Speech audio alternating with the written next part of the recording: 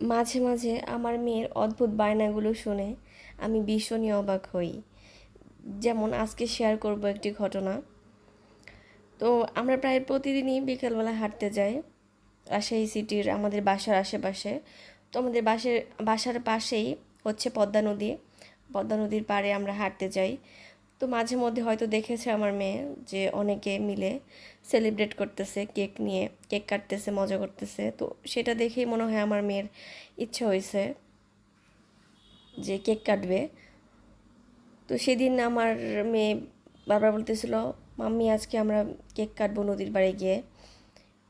সেটা শুনে আমি চটজলদি করে একটা কেক রেডি করি। আমার মেয়ে যেহেতু বাটারফ্লাই, প্রিন্সেস এগুলো খুবই পছন্দ করে, সেই থেকে মাথায় রেখে কেকটা রেডি করেছিলাম। ওর হাসি থেকে বুঝতে পারছিলেন ও কতটা খুশি।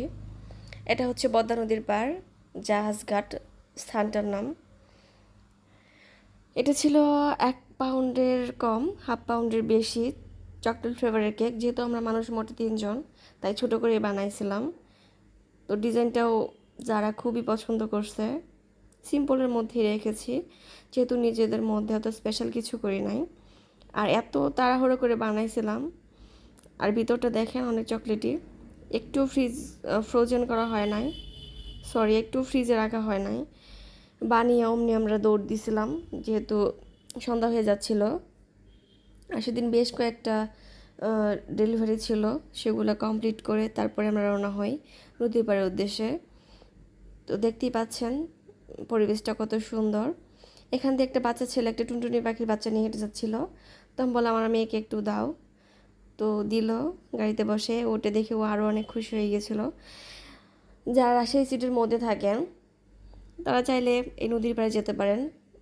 আমরা জাহাজঘাট থেকে হাঁটতে হাঁটতে আবার কাজলা ফুলতলাতে চলে এসেছিলাম।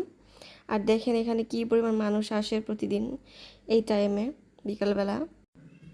জায়গাটা মাশাআল্লাহ খুবই সুন্দর। সব কিছু মিলে আমাদের এই বিকালটা খুব ভালো কেটেছিল। তো আপনাদের কেমন লাগলো অবশ্যই কমেন্টে জানাবেন। সবাই ভালো থাকবেন, আমাদের জন্য দোয়া করবেন।